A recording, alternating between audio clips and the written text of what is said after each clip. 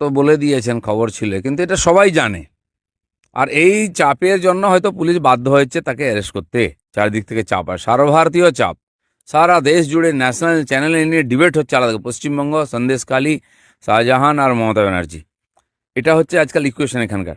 সেই জন্য সবাই জানতাম আমরা ওখানেই আছে, পুলিশ ইচ্ছা করে ধরছে না, কোর্টের কানমূলা খেয়ে এখন বাধ্য হয়েছে ধরতে।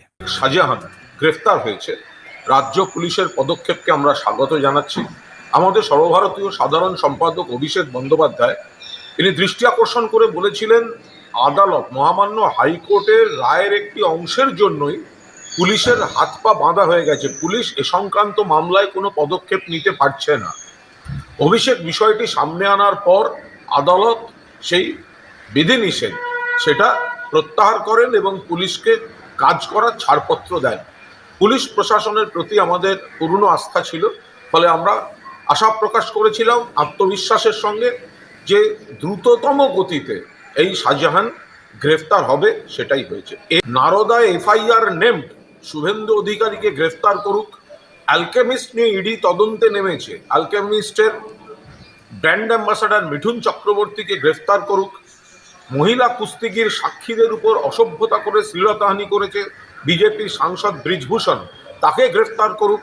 আর নির্মলা সীতারামন এত বড় বড় কথা বলে গেলেন, অথচ দেশের ব্যাংকগুলো থেকে হাজার হাজার লক্ষ লক্ষ কোটি টাকা লুট করে যারা বিদেশে রয়েছে, সেই ব্যাংক লুটেরাদের গ্রেফতার করে আনো।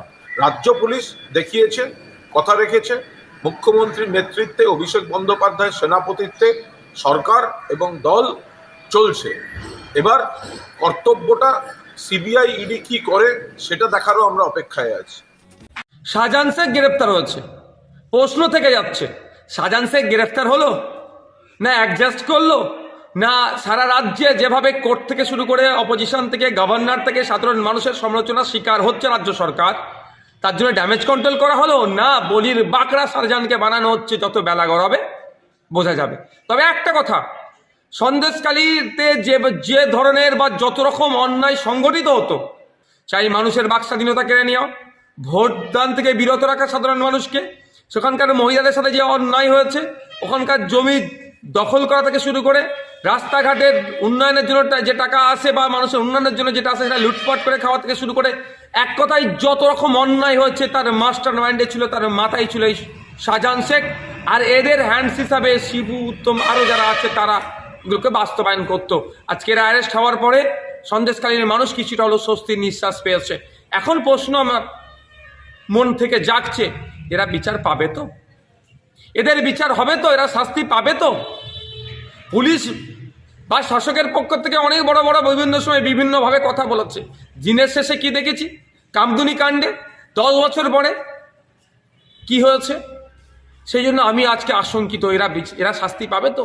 কারণ এরা যে অন্যায় করেছে, এদের বাইরে থাকা এক মুহূর্ত ছিল না। যে 54-55 দিন এরা বাইরে ছিল, ইডির মাথা ফাটানোর পর থেকে এদের জন্য অনেক বেশি দিন ছিল। তবে একটা কথা, শাহজাহান শেখ তো মমতা ব্যানার্জির শাসন আমলে জেলের মধ্যে যাচ্ছে। আমি হলফ করে বলতে পারি, এই মমতা ব্যানার্জির সরকারের পতনকে জেলের মধ্যে দেখতে হবে।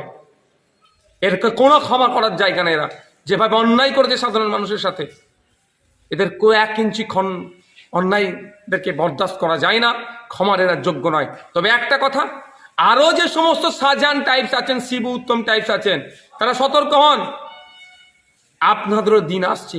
আপনারা মানুষের সাথে 2021-এর পর এবং 21-এর আগেও, ভোটের আগে ভোটের পরে যে অন্যায় করেছেন, অনেকের নটোরিয়াস ক্রিমিনাল লিস্টের নাম আছে, অনেকে বাড়ি ভাঙচুর করেছেন, জেসিবি দিয়ে বাড়ি ভাঙচুর করেছেন, লোকের জমিকে জেসিবি দিয়ে খনন করে পুকুর বানিয়ে দিয়েছেন, মহিলাদের সাথে অন্যায় করেছেন, শাসকের আছেন বলে সেই ক্ষমতার দম্ভ দেখিয়ে অনেক অন্যায় করেছেন।